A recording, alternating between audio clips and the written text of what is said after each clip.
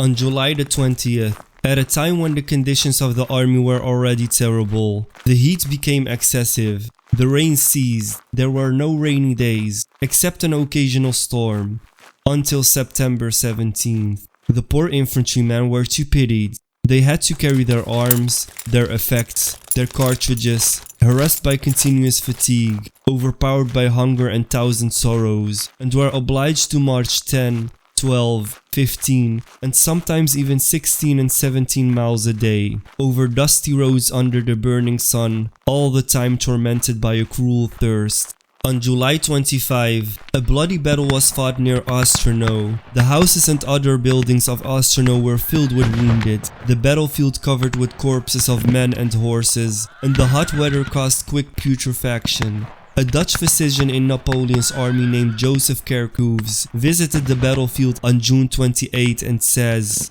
"I have no words to describe the horror of seeing the unburied cadavers, investing the air, and among the dead many helpless wounded without a drop of water, exposed to the hot sun, crying in rage and despair."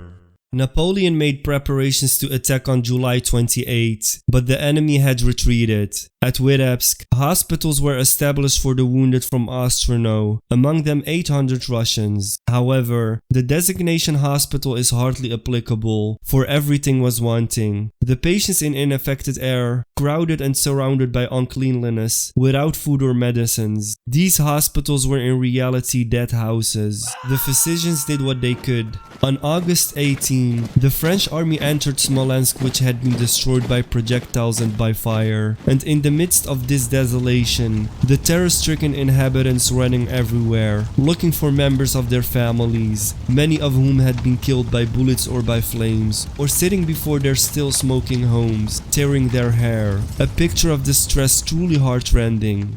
The soldiers who were the first to enter Smolensk found flour, brandy, and wine, but these things were devoured in an instant. There were 10,000 wounded in the so-called hospitals, and among these unfortunates, typhus and hospital gangrene developed rapidly, the sick lying on the floor without even a straw. A witness gives the following description and says, "After Smolensk had been evacuated by the Russians, most houses had been burned out. The retreating Russians had destroyed everything that could be of any use. Corpses everywhere. Nobody had time to remove them. And the cannons, the freight wagons, the horses, and the infantry passed over them. On August 17th and 18th was the Battle of Polotsk, in which the Bavarians distinguished themselves. There were no medicines for the wounded, not even drinking water, no bread, no salt. Of the many unhealthy places in Russia, this is the worst. It swarms with insects. Nostalgia was prevailing. They had a so-called dying chamber in the hospital for which the soldiers were longing, to rest there on straw, never to rise again."